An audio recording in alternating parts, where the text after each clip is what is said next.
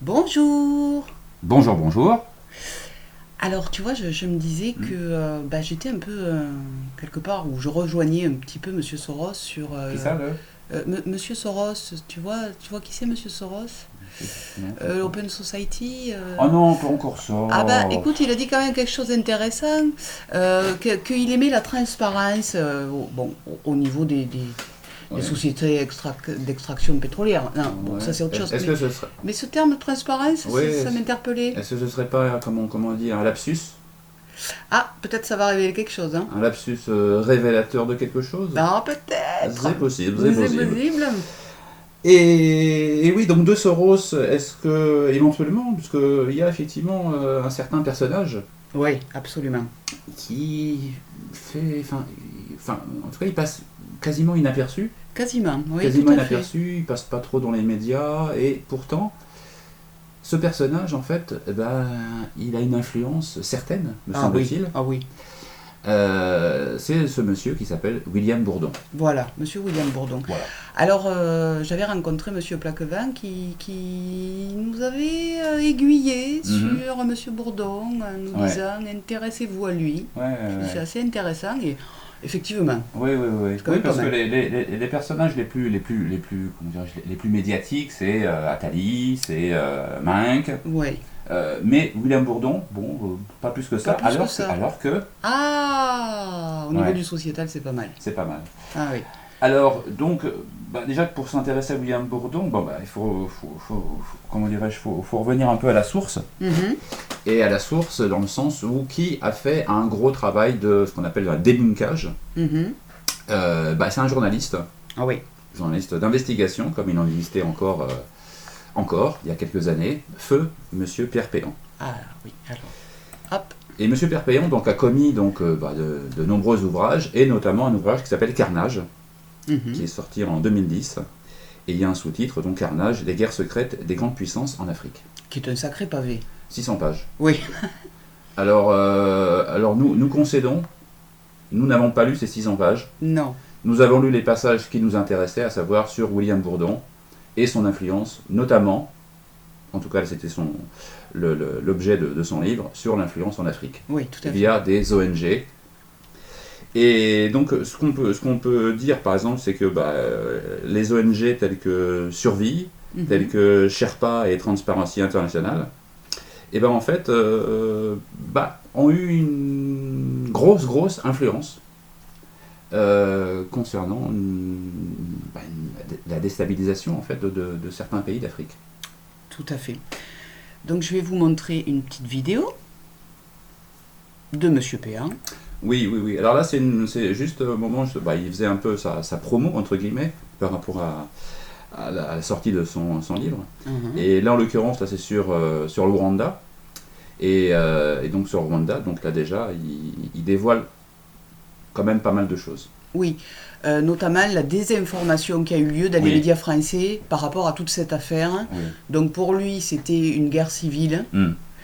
Il n'y avait pas de bons ou de méchants. Mm. C'était une guerre civile où il y avait du carnage, quoi. Oui, et d'autant plus que cette guerre civile, selon lui, selon ce qu'il a pu recueillir comme information, instrumentalisée. Instrumentalisé, tout à fait. Et donc, il va exposer dans cette interview les États qui ont instrumentalisé, finalement, cette guerre civile. Alors, ce que montre cette affaire du Rwanda, et vous l'expliquez très bien, et c'est pour ça que ce livre, c'est pas un livre sur uniquement le Rwanda, c'est vraiment un livre sur l'influence en fait des grandes puissances en Afrique et en particulier des États-Unis. Vous dites il y a un choc bien réel entre la France et les États-Unis, pourtant officiellement les meilleurs alliés du monde. Et ce qui est passionnant, on lit vraiment votre bouquin comme un polar ou plutôt comme un roman d'espionnage, parce que entre la DGS, la CIA, enfin, je veux dire, il y a les les choses derrière la version pour essayer de officielle. comprendre ces tragédies, celle d'abord du Rwanda, puis celle du Congo, j'ai essayé d'élargir pour comprendre. Et donc, j'arrive d'abord sur le rôle des États-Unis, et puis après, je m'aperçois que la Grande-Bretagne, elle joue un rôle important, et un acteur que j'avais complètement d'Israël, je le réintègre dans le jeu. Parce que on présentait ça généralement comme des luttes tribales, ce qui s'était passé. Moi, je dis qu'il y a aussi, ça existe, ça, mais il y a des manipulations qui sont faites par des grandes puissances qui ne veulent pas intervenir directement, mais qui font en sorte de servir des uns des autres, soit pour reconquérir une influence, soit pour des raisons économiques. Ça, c'est intéressant. Il dit qu'il y a des États qui sont intervenus en Afrique, mais par le biais finalement d'ONG. C'est ça qu'il dit. Oui. En fait, ils interviennent plus directement, voilà, mais ils passent par des ONG. Pour manipuler les sociétés civiles. Oui. Donc créer des contre-oppositions, des contre-révolutions finalement. Alors à l'époque, donc là, ce qui fait référence c'est Rwanda, donc c'est en 1994, et donc c'était via notamment l'ONG Survie. Oui, tout à fait. L'ONG Survie, donc d'un certain Verschave. François-Xavier Verschave. Oui. Qui a mis le pied à l'étrier, quelque part, à William Bourdon. D'accord. Donc il a intronisé finalement dans le monde de l'ONG. Oui, et en même temps, William Bourdon, parce que c'est de part et d'autre, s'est servi de l'idéologie de Survie, donc il s'est accolé à lui, et en fait, pour ensuite créer sa propre ONG, qui va s'appeler Sherpa, en 2002. Ah oui, parce qu'il avait vraiment compris le poids de l'ONG sur les sociétés civiles. Oui. D'accord. Donc il crée Sherpa en 2002. Oui. Et il est affilié, je crois, à une autre ONG également. Oui, Transparency International. Il est d'ailleurs l'avocat, conseil... De Transparency International France. Voilà, d'accord. Donc après, que dire par rapport à ces deux ONG? On peut montrer déjà l'influence qu'elles ont eue en Afrique. Oui, parce qu'à la suite du Rwanda et William Bourdon qui commence à s'intéresser via ce qui s'est passé donc au Rwanda, via l'ONG Survie, il crée sa propre ONG Sherpa en 2002, et après ça va s'accélérer. Entre Sherpa, Transparency International, toutes les deux vont intenter, donc je crois que tu as quelques documents là-dessus. Absolument, donc on s'aperçoit qu'en 2007, l'association Sherpa dépose une plainte contre 5 chefs d'État africains par rapport à des détournements, à des recels de biens immobiliers de luxe et des détentions d'avoirs bancaires auprès de banques françaises ou de banques étrangères ayant des activités en France. Donc là, il y a une première enquête qui est ouverte par le parquet de Paris en juin 2007, et cette affaire est classée sans suite. On s'aperçoit que en décembre 2008, Transparency International France dépose une nouvelle plainte contre 3 chefs d'État africains. Donc là, c'est directement William Bourdon, puisque c'est l'avocat. Absolument. Pour recel de détournement de fonds publics. Voilà, et l'affaire va s'appeler l'affaire des biens mal acquis. Tout à fait. Voilà. Donc cette affaire, je dirais que jusqu'en 2009, il y a eu des rebondissements. Les chefs d'État ont porté plainte à leur tour contre Transparency International France et Sherpa, dans le sens où il n'y avait pas dans leur statut, finalement, c'était quelque part, leur statut ne prévoyait pas de pouvoir porter plainte contre des chefs d'État, en fait. Oui. Tu vois ? Oui, ils n'étaient pas habilités. Ils n'étaient pas habilités, ils se sont octroyés un droit qui n'était pas le leur. Ils ont tenté. Donc, moult rebondissements pour arriver, je vous passe les détails, en 2009, mai 2009, le Sénat français vote en première lecture une proposition de loi. En mai 2019. En mai 2019, donc c'est très récent. C'est très récent. Voilà. Et cette proposition de loi prévoit la création d'un fonds destiné à recueillir les recettes provenant de la confiscation des biens mobiliers et immobiliers des personnes politiques étrangères condamnées en France. C'est très fort. C'est très fort. Absolument. Ouais. C'est magnifique. C'est unique. C'est unique. Mmh. Ça m'a fait halluciner ça quand même, tu vois. On peut peut-être juste rebondir peut-être en passant le court extrait de l'avocate qui représente les intérêts de la présidence du Congo, je crois. Du Gabon peut-être, je ne sais plus. Alors j'essaye de le caler. Tac. Juste un mot encore. Est-ce que Paul Wolfowitz, l'ancien patron de la Banque mondiale, est-ce que le directeur du FMI sont à ma solde? Est-ce que ce sont des gauchistes imbéciles alors qu'ils n'ont cessé de stigmatiser? C'est pas moi qui l'ai écrit, madame. Relisez les rapports de la Banque mondiale et de la FMI, et du FMI qui, bien avant Transparency International, bien avant Sherpa, ont dénoncé, stigmatisé, documenté le pillage systématique des ressources publiques nationales auxquelles se livre nuit et jour votre client. Alors je réponds. En premier lieu, je reviens d'abord à ce qu'a dit Paul Wolfowitz. Bon, on sait aussi qu'il a eu quelques problèmes, donc je ne parlerai pas de ça, on va m'attaquer, ensuite on va dire que j'ai diffamé. Mais ce n'est pas ça. Il a critiqué quoi surtout? À un moment, une note de tel du président 140 000 Sassou, €, puisque vous en parlez. voilà, qui était comme tous les chefs d'État. Oh, pardon, je ne dis rien, on ne s'est jamais penché sur les notes d'hôtel de notre président ou d'autres présidents. Je voudrais savoir pourquoi vous avez ce président africain, enfin et les autres, dans le collimateur. Pour quelle raison? Alors d'ailleurs j'en viens, je fais une parenthèse. Enfin, le FMI a dit bien plus que ça. Il a évalué le montant des sommes détournées du pétrole à un montant de l'ordre de 250 millions de dollars. Alors là, donc parlons des 250 millions de dollars, madame, c'est beaucoup plus intéressant. Alors là, je crois que vous en êtes encore à l'antéchrist. Moi, j'y étais il y a environ un mois. Et il y avait précisément un rapport du FMI qui a été rendu à ce moment-là. Le rapport du FMI a dit à ce moment-là que la croissance du pays était suffisante et que le FMI, si vous voulez, je vous le montrerai ce rapport, il est à votre disposition, que la croissance du pays était suffisante et telle que le FMI se proposait d'être un partenaire pour que le Congo devienne un pays émergent. Vous savez ce que c'est qu'un pays émergent.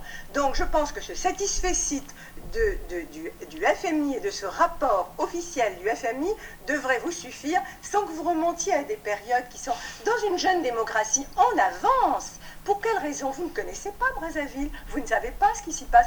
Quant à vos officines, mais à ce moment-là, je vous trouve des opposants partout en France. Il y a combien d'opposants? Au moins 50%, au moins 40%.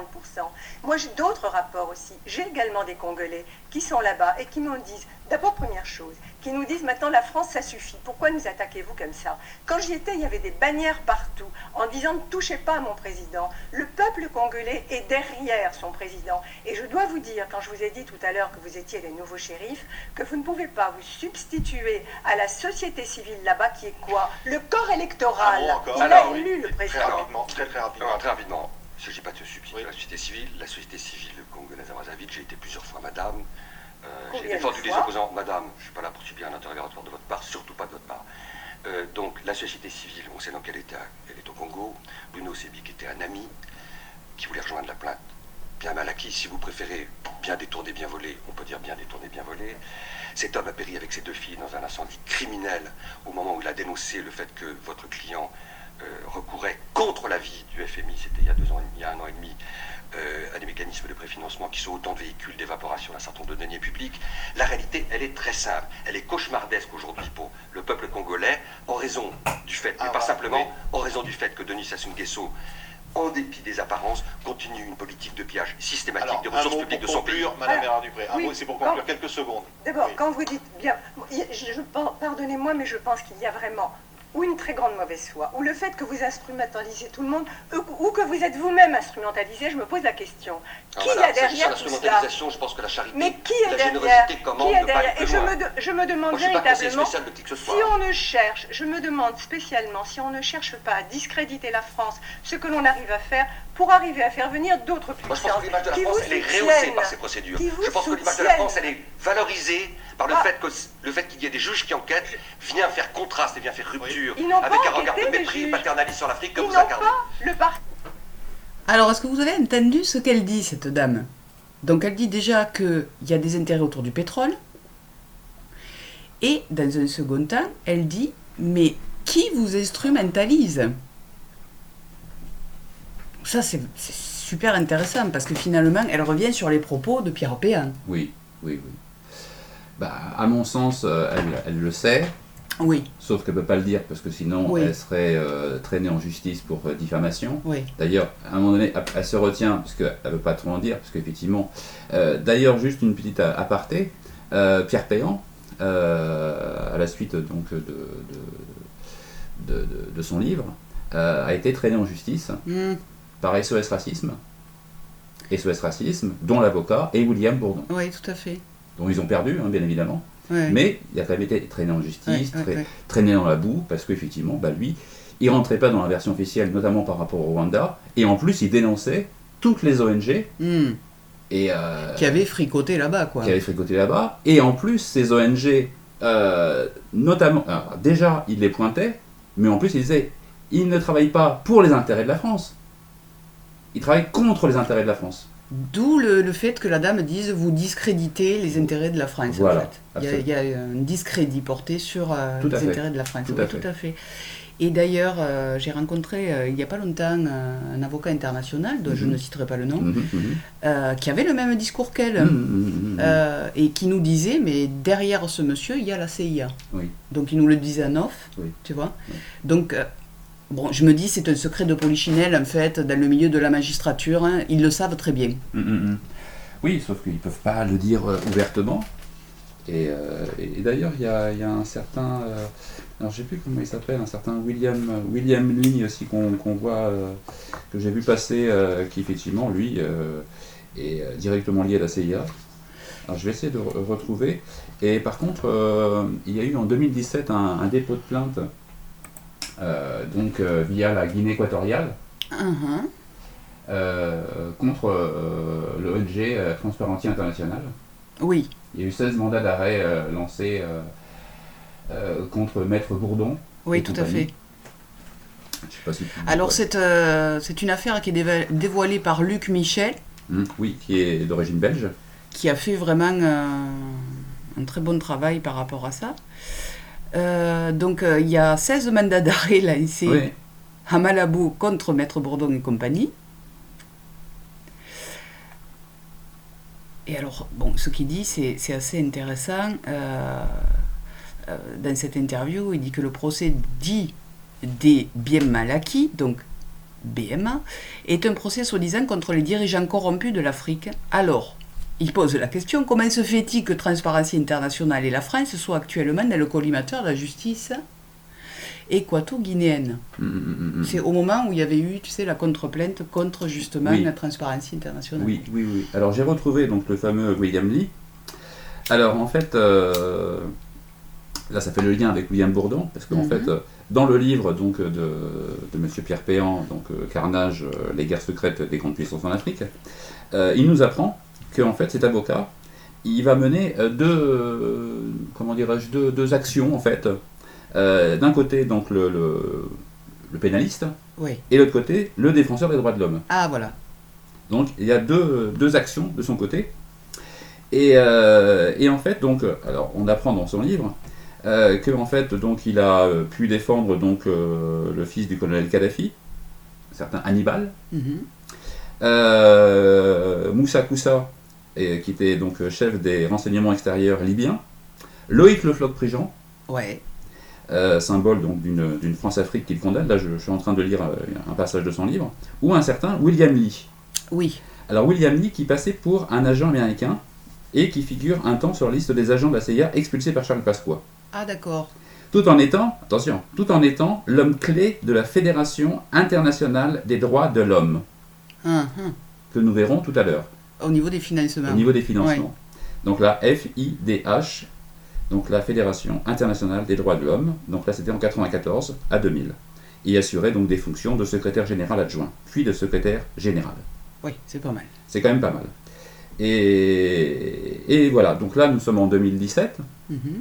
Et alors nous allons peut-être faire un petit bond dans le temps, de se rapprocher un peu du temps présent, Parce que là, nous avons posé l'historique, mais peut-être avant, amener des choses, on va dire, au niveau du tangible et du factuel, c'est-à-dire au niveau des financements. Absolument. Donc à savoir, principalement, Sherpa, alors, qui est donc l'ONG créée par Maître William Bourdon. Alors sur le site de l'association Sherpa, donc je ne vais pas le chercher en même temps sur des sites annexes, c'est vraiment le site de l'association. Ah oui, de toute façon, c'est aller directement à la source. À la source, donc sur le site de Sherpa, il y a marqué « Sherpa fonctionne essentiellement grâce aux subventions de fondations privées, françaises et étrangères. L'association est notamment activement soutenue par la Fondation Charles-Léopold Meyer pour le progrès de l'homme, la Fondation Égalité des chances en Afrique, ainsi que par l'Open Society Foundation. » Bon, là, je crois que voilà. Ah, là, on a un lien direct avec Soros. Oui, alors merci à Sherpa. En même temps, ce qui est formidable avec ce genre d'association, c'est qu'ils sont tenus et oui, de publier les rentrées d'argent. Les rentrées d'argent. Ouais. Donc, ils sont... Là, en même temps, on n'a même pas besoin d'aller sur leur compte financier, le revenu, tout est indiqué. Tout est indiqué. Donc ça, à partir de là, Open Society. Open Society, donc il y a Soros derrière qui intervient. Voilà. Ok, bon, là pour le coup on est dans la transparence. Hein. Ah nickel.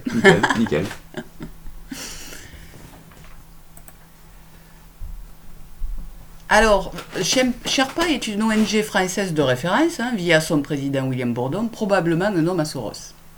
Dixit Pierre Péan. Voilà, donc on y revient. Si l'Open Society finance Sherpa, les liens entre les deux ONG sont plus étroits. Nombre de partenaires de celle-ci sont liés à l'Open Society. Donc là, dans cet article, est détaillé vraiment toutes les personnes qui ont côtoyé de près ou de loin, en tout cas, l'Open Society, et on s'aperçoit que pratiquement toutes les ONG sont liées à l'Open Society. Pratiquement toutes. Il y en a peut-être une qui résiste, entre guillemets, mais elles sont... Bon, Charles-Léopold Meyer revient très très souvent. Ouais. Alors, Charles-Léopold Meyer... Tac, la voici. Voilà, donc là il y en a 3. Donc il nous parle de Edge Founder Alliance, de l'European Foundation Center et Ariadne. En même temps, j'ai trouvé intéressant, les éditions Charles-Léopold Meyer soutiennent le municipalisme, tu sais, la charte de Rojava qui a été instaurée en Syrie. Oui. Aïe. Oui, ah oui. Ah là, j'ai été fortement déçu. Hein. Allez, attention Attention au municipalisme libertaire, n'est-ce pas ? Attention danger. Donc, ces 3 fondations là aussi sont liées aussi. Oui, alors pour la Edge Foundation, c'est plutôt au niveau de leurs fondateurs. Oui, qui ont tous des liens avec l'Open Society. Oui. L'EFC, je crois qu'on peut cliquer dessus et puis il y a de toute façon leur financement direct. Je crois qu'on avait trouvé ça directement. Dans Membership, je crois. Oui, sans doute.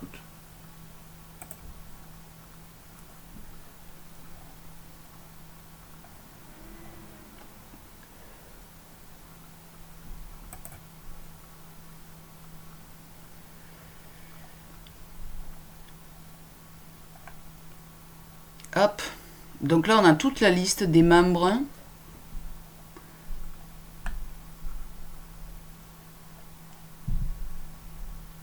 Et qui on retrouve Open Estonia Foundation, Open Society Foundation. Voilà. Bon, encore une fois, on y est quoi. Et idem pour Ariadne.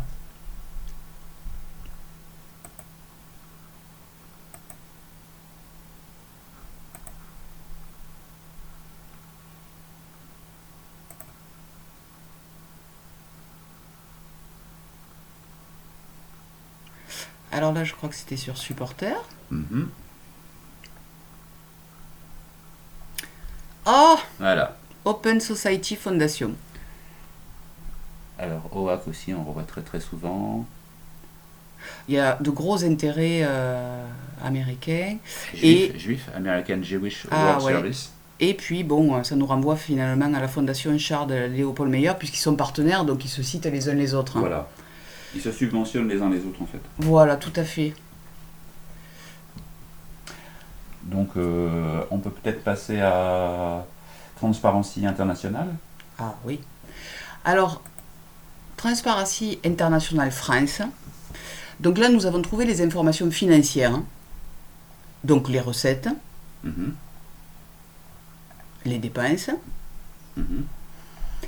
Et dans les recettes, les dons de plus de 15 000 euros, nous retrouvons la Fondation Charles-Léopold Meyer à hauteur de 30 000 euros. Et puis nous retrouvons, moins de 5 000 euros, l'Open Society Initiative. Qui est Soros. Qui est Soros. Mais derrière, de toute façon, la Fondation Charles-Léopold Meyer, il y a Soros aussi.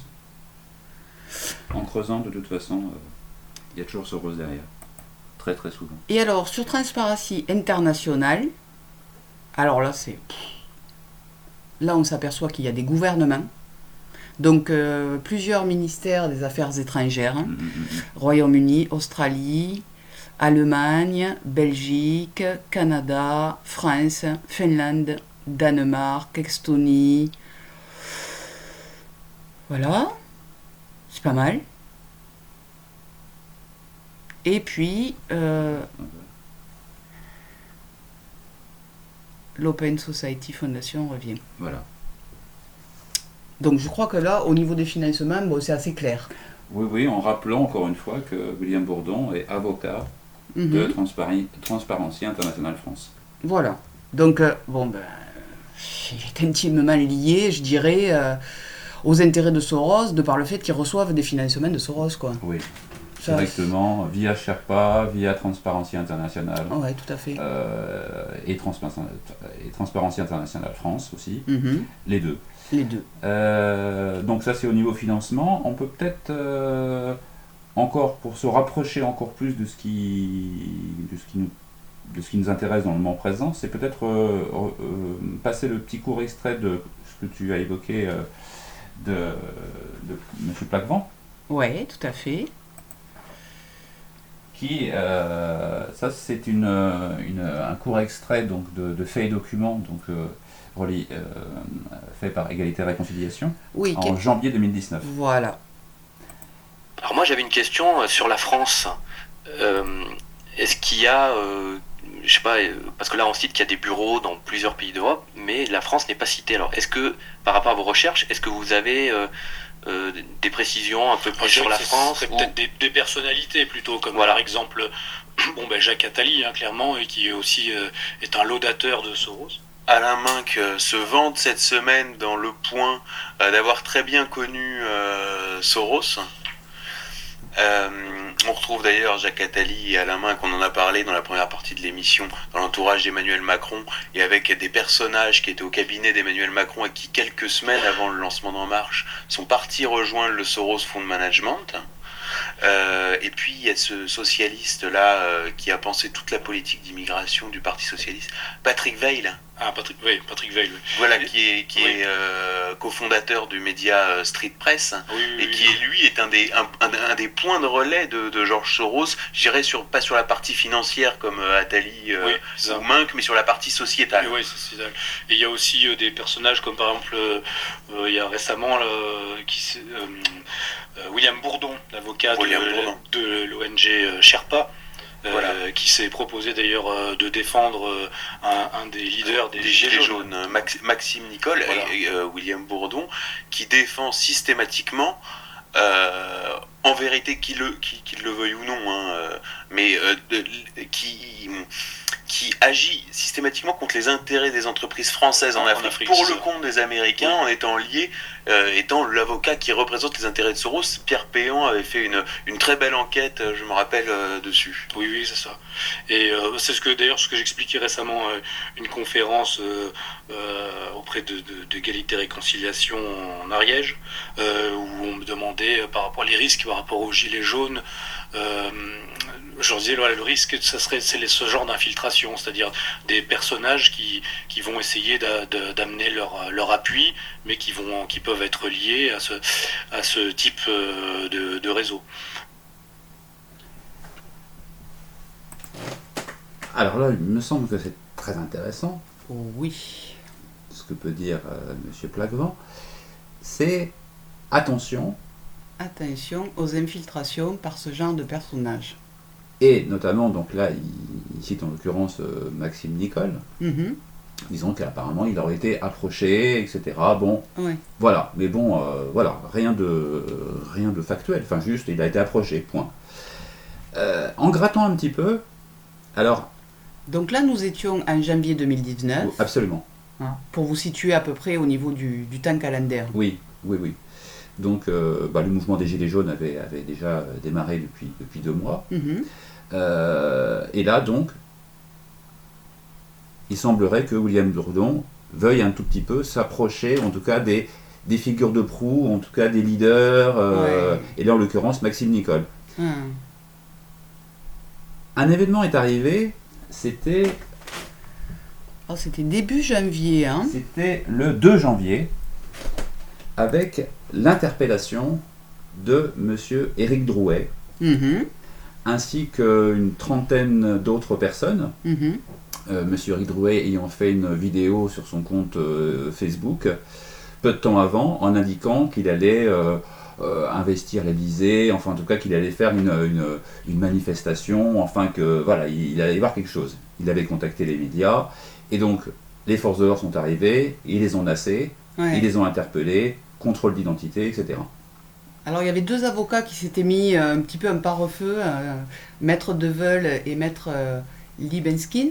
Absolument. On avait vu qu'eux, finalement. Oui, c'était la première fois en fait. Alors, première question, qu'est-ce qu'ils faisaient là? Oui, tout à fait. Donc ils se sont fait nasser comme Éric Drouet et comme les 30 autres personnes. D'ailleurs, ils étaient en train de montrer, je me souviens de leur carte d'avocats en disant nous sommes avocats, nous sommes avocats. Ils disent non, vous restez là, vous restez là. Première fois que ces 2 avocats étaient médiatisés. Tout à fait. Et il y a eu donc Maître William Bourdon. Alors justement, je vais vous lire un court extrait du Monde. Voilà. Publié en tout cas le 10 janvier, mais qui relate les faits du 2. Donc, au moins 31 de ses sympathisants, dont des sympathisants de Éric Drouet, qui avaient été retenus plusieurs heures pour des contrôles d'identité et 2 autres placés en garde à vue, ont ainsi écrit à Jacques Toubon pour dénoncer une atteinte à la liberté d'aller et venir, destinée, selon eux, à bâillonner la contestation, selon le courrier de leurs avocats, Maître William Bourdon, Vincent Brengart et Céline Maucrane. Alors Vincent Brengart et Céline Maucrane, je vous montre. Oui, ils sont dans le cabinet d'avocats, tu vois, tous les 3, donc déjà William Bourdon. Et voilà, ce sont des collaborateurs de Maître William Bourdon. Donc déjà, première infiltration. Bah oui. Où William Bourdon, alors, je veux dire... ça aurait pu être M. Philippe Deveul ou Libenskin qui aurait pu saisir cette instance. Ouais, mais non. Ça a été Maître William Bourdon. Ouais. Et avec leur accord. Eh ben... Un avocat ne peut pas aller... Il faut qu'il soit mandaté. Il faut qu'il soit mandaté. Ouais, tout à fait. Donc il y a eu l'accord de Éric Drouet, il y a eu l'accord de Philippe Deveul et l'accord de M. Libenskin. Ce qui représentait les 30 personnes, les 2 avocats en faisant partie. Bon, première chose factuelle. Deuxième chose factuelle, donc ça, nous sommes là, c'était le 2 janvier. Oui. Le 5 janvier, donc le samedi, il y a eu donc, on va dire, une rixe entre le boxeur Christophe Détinger sur la passerelle, avec les forces de l'ordre. Donc, c'est pas la peine d'y revenir. Bon, je crois que tout le monde a vu la vidéo sur la passerelle, etc. Mais ce qui est intéressant, c'est M. Maxime Nicole, alias Flyrider, ou Flyrider, alias Maxime Nicole, fait une vidéo sur son compte Facebook ou YouTube, peu importe. Et je crois qu'on peut l'écouter. Alors cette vidéo, il l'a faite 2 jours après. Il l'a fait 2 jours après. Parce qu'au début, on ne connaissait pas l'identité de Christophe Détinger. C'est intervenu le lendemain ou le surlendemain. Enfin, voilà. Et donc là, en l'occurrence, Christophe Détinger avait été reconnu. Oui, interpellé. Et donc, il fait une longue vidéo. Donc là, on a pris juste la partie qui nous intéresse. Oui. On vous laisse écouter. Ensuite, je voudrais m'adresser à toi, cher ami boxeur. Je te dis ami parce que franchement, j'étais pas loin de toi quand ça s'est passé. pour l'information, on est passé sous le pont. Il y a une passerelle sous le pont. Et lui, quand je suis passé sous le pont, était au-dessus. Donc l'image que vous avez vue où il s'en prend un CRS qui tombe au sol, moi j'étais en dessous du pont à ce moment-là. Donc j'ai pas vu cette scène. Par contre, j'ai vu la scène quand je suis passé au-dessus du pont, parce qu'on a escaladé une partie du pont pour se retrouver au-dessus. Et j'ai vu la deuxième scène où il fait reculer les CRS. T'as défendu des gens, mec. T'as défendu des gens. Dont une femme qui était au sol et qui se faisait matraquer. Dont ta femme sûrement qui était pas loin, parce que je l'ai pas vue, je la connais pas. Mais t'as défendu des gens. Alors, comme tu le dis si bien sur ta vidéo, t'es pour le pacifisme. J'y suis aussi. Et t'as craqué. Moi je te le dis, franchement, pas craquer c'est difficile. Quand on voit la répression policière, c'est très difficile de rester de marbre. Et c'est très difficile de se dire qu'on doit laisser faire. Donc je suis comme toi. Je cautionne pas la violence. Mais franchement, t'as eu plus de couilles que la plupart des gens qui étaient sur place et qui ont regardé faire. Toi t'as pas laissé faire. Tu prendras cher sûrement. Et j'espère que des avocats, dont ceux qui me représentent par exemple, verront ça et prendront ta défense. J'invite le cabinet de William Bourdon à prendre contact avec toi si t'as pas déjà un avocat. Parce que ce que t'as fait, c'est de la légitime défense. Qu'est-ce qu'il dit? J'invite le cabinet William Bourdon. de William Bourdon à prendre contact avec toi. Alors c'est dans ce qu'il dit, parce qu'il dit des avocats qui me représentent, et après il y a une césure, enfin en tout cas il y a 3 petits points de suspension, Ouais. et après il enchaîne sur j'invite. Ouais. Donc on ne peut pas dire qu'à ce moment-là, parce que là nous sommes, nous sommes le 7, Oui, 7 janvier 2019. 7 janvier 2019, donc pour l'instant Juan Branco n'est pas encore son avocat. Absolument. Il l'a été le mois d'après. Absolument. Donc, en l'état, est-ce que, c'est une question, hein, est-ce que à ce moment-là, le cabinet William Bourdon est l'avocat de Fly Rider, alias Fly Rider, Maxime Nicole Fly Rider, ou effectivement, il est représenté, en tout cas, il est représenté par les avocats qui ne sont pas forcément le cabinet d'avocat William Bourdon, mais en tout cas, il invite le cabinet William Bourdon à prendre contact avec Christophe Détinger. Donc la question, c'est comment a-t-il été mis en contact avec le cabinet William Bourdon? Est-ce que c'est via le fait qu'il a appris dans la presse, mais dans la presse, ça a été connu que le 10 janvier? Oui, donc au niveau des dates, ça correspond pas. Ça correspond pas. Comment il connaissait ce cabinet d'avocats? Voilà. Est-ce qu'il a été approché par ce cabinet d'avocats? En tout cas, il le cite. En tout cas, il vraisemblablement, dans ce qu'on a pu écouter dans Faits et Documents, où effectivement le journaliste d'égalité et réconciliation fait état en disant que Maxime Nicole aurait été approché par le cabinet d'avocat William Bourdon. Ouais. Et là, Fly Rider Maxime Nicole cite le cabinet d'avocat et propose en disant Christophe Détinger, si tu n'as pas d'avocat, je t'invite à prendre contact avec ce cabinet. Ça, c'est. Enfin, il l'a dit quoi, c'est factuel. C'est factuel. C'est pas des choses qui auraient été plus ou moins écrites sur un compte. Non, il le dit, tout le monde l'a entendu. Pour revenir à M. Bourdon, il a une cause qui lui tient à cœur, c'est la cause des lanceurs d'alerte. Tu vois. Donc, il soutient la maison des lanceurs d'alerte. Je vais montrer le site. Par le biais de Sherpa et de Transparency International, notamment. Donc, c'est un soutien financier. Il y a 17 ONG qui soutiennent cette maison des lanceurs d'alerte, dont ces deux-là. Et il faut préciser aussi que M. William Bourdon a été l'avocat de Snowden. Alors là, je m'interroge sur Snowden, tu vois, quand même. Oui. Vu d'un quoi le gars trempouille. Oui. Bon, je m'interroge. Cette maison des lanceurs d'alerte fait la promo d'un salon des livres et de l'alerte qui va avoir lieu prochainement. Oui, c'est le 5e en fait. C'est le 5e. Donc ça va avoir lieu du 22 au 24 novembre. Oui. Mais là, me semble-t-il, je suis allé un peu trop en avant. Parce que au niveau calendaire, il est il a été publié quelque chose en juillet 2019 qui était assez intéressant. Très intéressant. Et là, c'est... Enfin, par rapport à l'approche, justement, de ce qu'évoquait M. Plaquevent, dans la dangerosité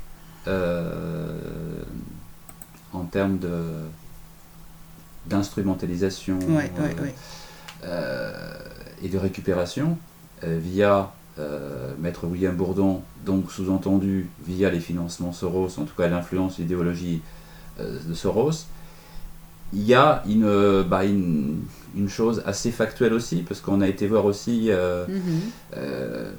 par rapport à Éric Drouet, donc déjà il a pris contact avec lui, en tout cas il y a eu prise de contact en mois de janvier. Voilà. Ensuite il y a eu donc une cagnotte qui a été instaurée. Tout à fait. Je crois à partir du mois de mars, je crois que tu l'as... Alors, je ne me rappelle plus la date exacte de cette cagnotte, mais cette cagnotte a été fortement relayée et fortement connue. C'était la collecte de fonds pour les personnes blessées à l'occasion des manifestations. Oui. Et donc, l'intention était de reverser après ces fonds aux personnes qui avaient été blessées. Oui. Donc, il y a un peu plus de 150 000 € je crois, qui avaient été collectés. Oui. Et il y a eu là aussi plein de rebondissements par rapport à cette cagnotte.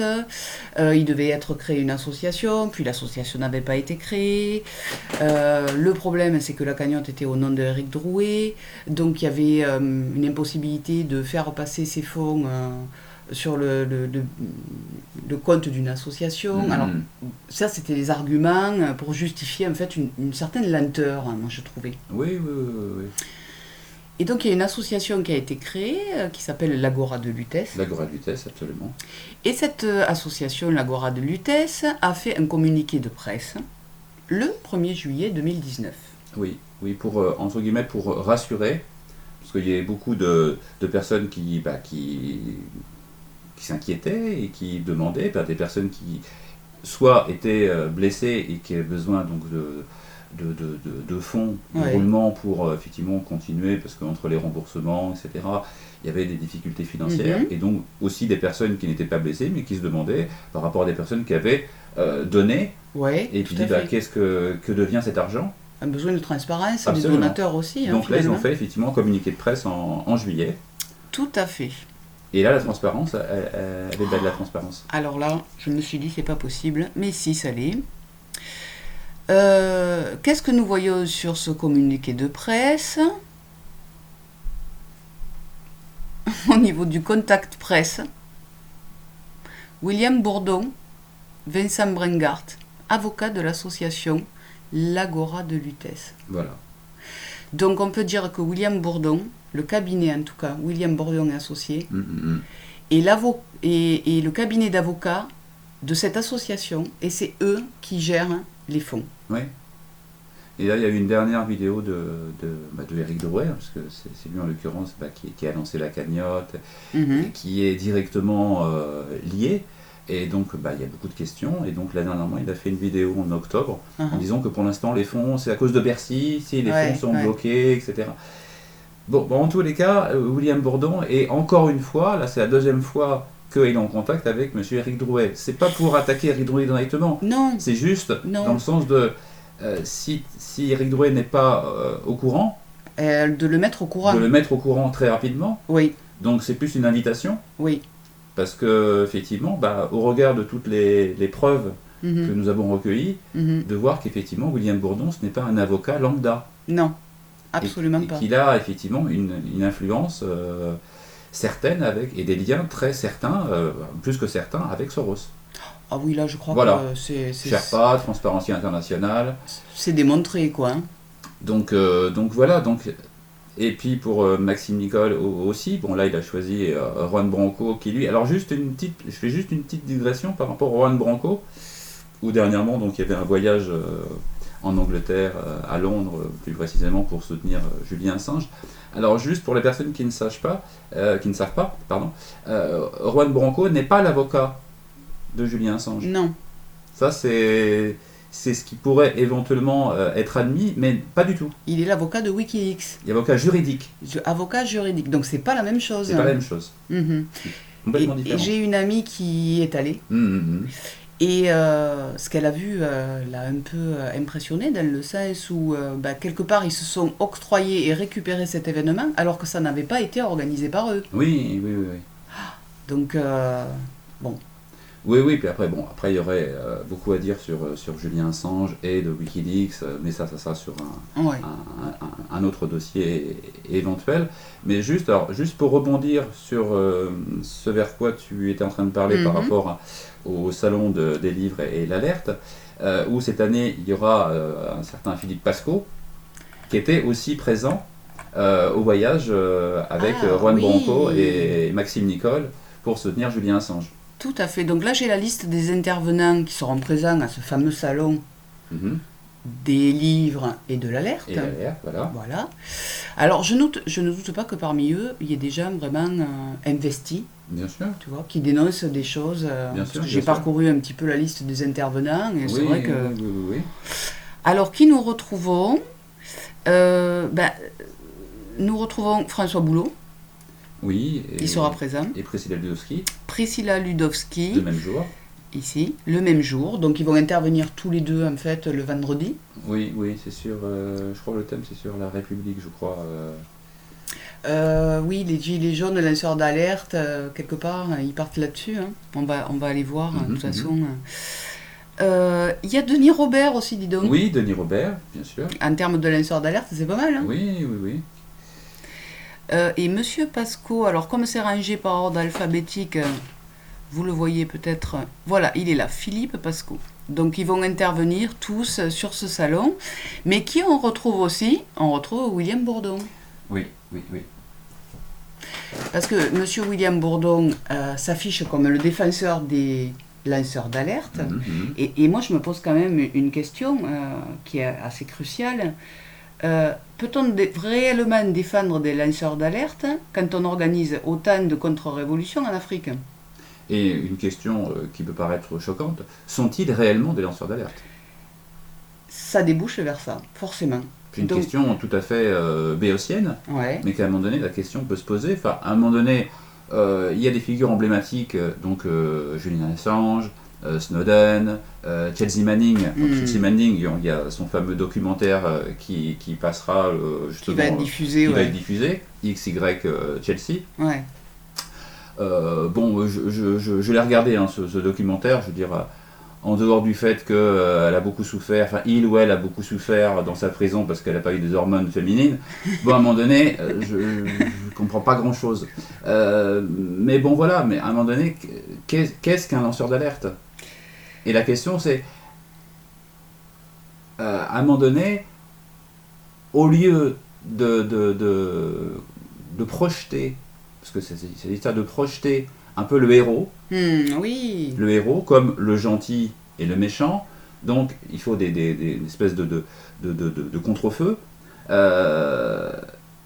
là effectivement c'est le héros, mais le héros à un moment donné, est-ce qu'il ne s'agirait pas d'être soi-même en alerte? Si. À mon sens, au lieu de projeter les lanceurs d'alerte en disant « Ah oui, mais ils ont dénoncé des choses, ils ont mis... » À un moment donné, en regardant bien, ces choses avaient déjà été dénoncées très longtemps avant, et il n'y a rien de faramineux. Surtout qu'à l'heure actuelle, je veux dire, quand il y a médiatisation, quand quelqu'un est mis en avant par le système, c'est toujours un coup foireux, quoi. Oui, c'est ça. Donc à un moment donné, sont-ils réellement des lanceurs d'alerte? Réellement? Moi, pourquoi ont-ils été mis comme ça, avec leur statut, parce qu'ils ont un statut qui se balade? Oui, qui font le tour de l'Europe, 3 statues en bronze. À un moment donné, c'est... qu'est-ce que c'est que ça? Alors, pour revenir à ce salon, ils se disent indépendants.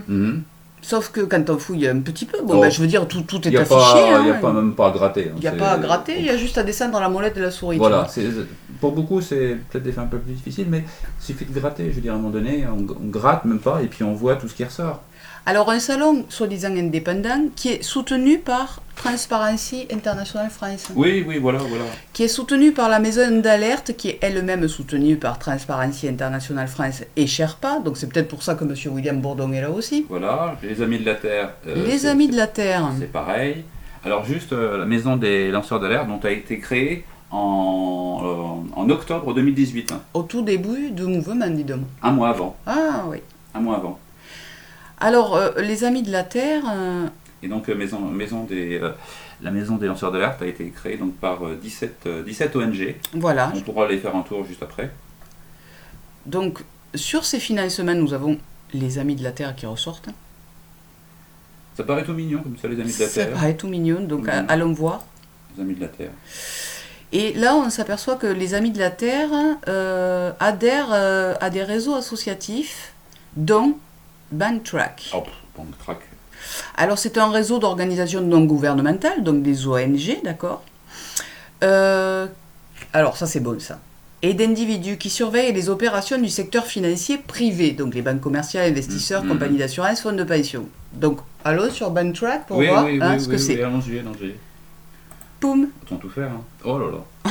Ah ouais, non, mais là... Bon. Alors, au niveau du financement, nous avons... C'est toujours les mêmes. Hein. KR Fondation...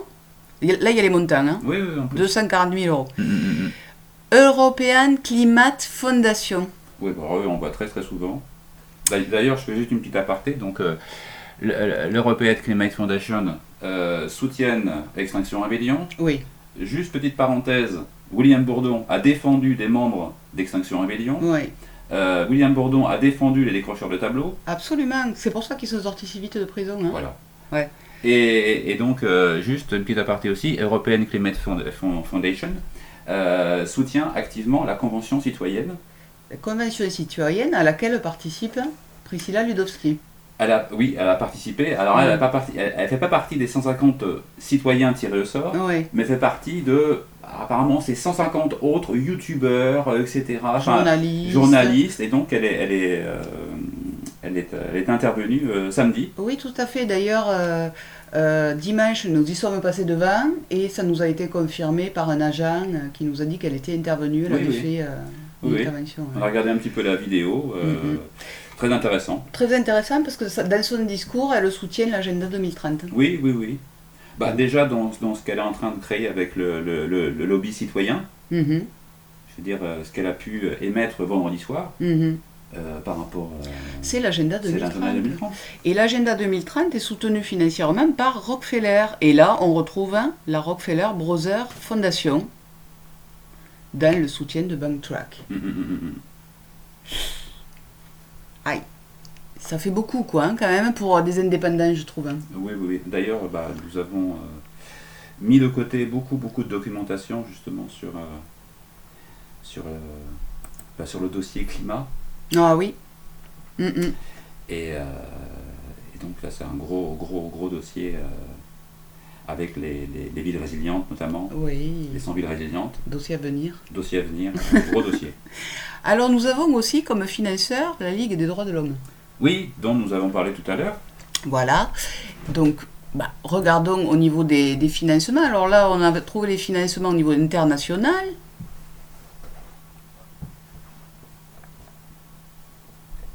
Alors, on se rend compte qu'il y a aussi des institutions internationales et nationales. Donc, on retrouve des ministères des Affaires étrangères de pas mal de pays. Finlande, Suède, Norvège, Europe, France, Pays-Bas, Allemagne, Canada et bien sûr des fondations privées. Et qu'est-ce qu'on retrouve ? L'Open Society. Toujours elle. Donc, je trouve que pour un salon de livres indépendant, c'est pas si indépendant que ça. Voilà, donc encore une fois, nous c'est factuel. Donc, on essaye, on tente de ne pas mettre en accusation.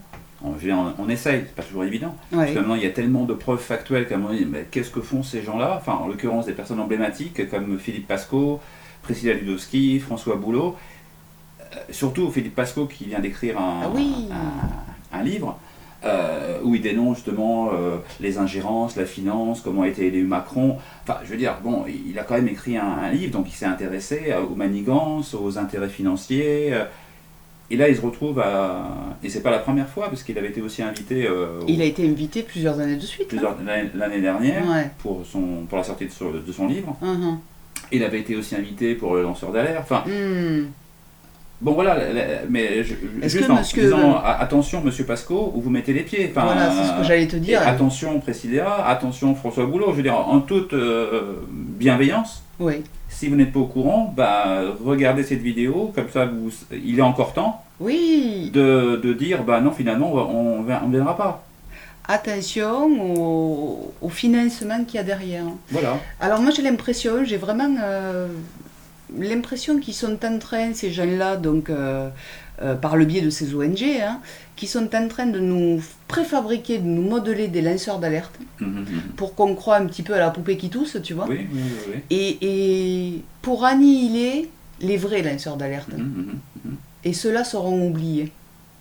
Donc c'est du préfabriqué, quoi, du prêt-à-mâcher, du prêt-à-penser. Oui, c'est ça, oui. Oui, c'est ça, oui. Et puis c'est surtout détourner l'attention. Détourner l'attention aussi. Parce détourner l'attention. Ils sont très forts pour ça. Et les ONG, finalement, c'est leur façon de faire. Détourner l'attention pour créer un pare-feu, une contre-opposition. Oui. Ce qu'on appelle l'opposition contrôlée. Voilà. Alors donc là, les deux éléments factuels, donc par rapport à William Bourdon, en l'état. Donc Éric Drouet, attention à toi, enfin attention, parce que en janvier, le cabinet William Bourdon t'a défendu et a défendu les trentaines d'autres personnes au niveau des défenseurs des droits. Ensuite, la cagnotte, via l'association l'Agora de Lutèce. Elle est gérée par le cabinet. Donc ça, c'est pour monsieur Éric Drouet. Et Priscilla Ludowski, intervenant à la Convention citoyenne, financé par Rockefeller. Et ensuite, Priscilla se retrouvant au salon des livres d'alerte. Et financé par Soros. Donc attention à vous, Priscilla et François Boulot. Et voilà. Donc, si vous ne savez pas, maintenant on vous met au courant. Voilà, donc après, vous ne pouvez pas dire nous ne savions pas. Oui. Donc là, il est encore temps, je veux dire, nous sommes en début de semaine. Ceux qui sont en contact directement avec soit Éric Drouet, soit Priscilla, autant leur transmettre toutes les informations. Flyrider aussi. Flyrider aussi, bien évidemment. Attention au cabinet William Bourdon. Voilà. Mais là, en l'état, donc là, le salon, c'est ce week-end. C'est ce week-end, 22, 23, 24 novembre. Voilà, donc c'est vendredi, samedi, dimanche. Ouais. Là, aujourd'hui, nous sommes mardi. Donc, il reste encore 3-4 jours pour que, éventuellement, peut-être Priscilla et François Boulot et Philippe Pasco décident de ne pas intervenir. Soient mis au courant, en tout cas. Oui, tout à fait. Et comme ça, nous ne pourrons pas dire on n'était pas au courant. Voilà, là, ils le sont. Donc, transmettez-leur cette vidéo, comme ça, ils savent que là où ils vont, c'est financé par Soros. Absolument. Voilà. Je crois qu'on a fait le tour de la question. Peut-être éventuellement faire un tout petit tour sur la maison des lanceurs d'alerte. Absolument, j'y reviens. Voilà, pour conclure. Hop. Donc, maison des lanceurs d'alerte. Donc, qui a été créée en octobre 2018. Absolument. Donc là, j'avais vu quelque chose, j'espère que je vais arriver à le retrouver. La construction de la maison des lanceurs d'alerte était initialement portée par Sciences Citoyennes et Transparency France à l'aide d'un financement de la Fondation Charles-Léopold Meyer. Donc là, on a les deux. On a les deux. Donc encore une fois, de toute façon, à un moment donné, c'est toujours Transparency International ou Transparency International France, en l'occurrence, donc l'avocat William Bourdon et la seconde, Léopold. Donc là, encore une fois, on peut dire clairement que ce sont les fonds Soros qui permettent ça, quoi. Voilà. Ok. Et je crois qu'il y a peut-être le détail, je crois. Alors, oui, effectivement, il y a le détail. Il faut que j'arrive à le trouver. Je crois que c'est sur Fondateur. Tac. Et là, nous avons voilà, les 17 associations et syndicats qui fondent cette maison des lanceurs d'alerte. Donc, nous retrouvons Sherpa, nous retrouvons Transparency International France. Voilà, c'est marqué... bleu sur gris. Voilà. Donc attention à la maison lanceur d'alerte, attention aux lanceurs d'alerte. Il y a Greenpeace aussi. Oui, Greenpeace qu'on retrouve aussi avec Al Gore, avec... Enfin, à un moment donné, il n'y a plus qu'à se baisser. C'est un petit milieu, hein, finalement, le milieu de l'Open Society. À un moment donné, c'est toujours les mêmes. Donc, si c'est pas l'Open Society Foundation, c'est l'Open Society. Je ne sais plus comment s'appelle l'autre terme. Initiative, non? Oui, initiative, tout à fait, initiative. Oui. Rockefeller, c'est pareil, c'est Rockefeller Fondation Brother et compagnie. Ouais. Là, c'est Transparency International France. Enfin, c'est toujours les mêmes. C'est vrai. Le maillage est toujours le même, de toute façon. Oui. C'est vrai. On les retrouve toujours. On retrouve toujours les mêmes. Donc après, c'est facile, il n'y a plus qu'à tirer sur un fil. Et après, toute la pelote, elle vient en même temps. Bon. D'accord. Eh bien... voilà pour William Bourdon, en tout cas. Voilà, je crois que on a bien exposé qui était le personnage et qui le finançait et pour quelle cause il agissait. Oui, et surtout, encore une fois, attention. Attention, mais attention, vraiment, soyez vigilants. Enfin, tous ceux qui ont éventuellement une influence concernant les gilets jaunes, mais pas que les gilets jaunes. Mais attention, déjà au financement, ça c'est la base. Oui, toujours chercher le financement. Toujours chercher le financement. Qui finance qui finance quoi et pourquoi. Oui, tout à fait. Et ça profite à qui. Et qu'à un moment donné, d'aller dans un stand, d'aller dans une réunion, nombre de personnes qui se sont fait, comment dirais-je, mettre au pilori parce qu'ils ont participé à une conférence qui était financée. Je veux dire, je me souviens de Tariq Ramadan, je me souviens de beaucoup de personnes qui ont osé et puis qui, en toute bonne foi, ne savaient pas et qui, quelques semaines plus tard, regardez, il a fait une conférence c'était financé par ceci, par ce. Là, ils le savent. Donc là, c'est 3 jours avant. Je veux dire, à un moment donné, si Philippe Pasco, Précis Ludowski et François Boulot vont à ce type de choses, ils savent très bien, je veux dire... ils vont savoir à quoi ils s'exposent. Là, ils le savent. Je veux dire, c'est pas la peine de dire après, on savait pas. Là, ils le savent. Donc, ok. À bon entendeur... Salut. Salut.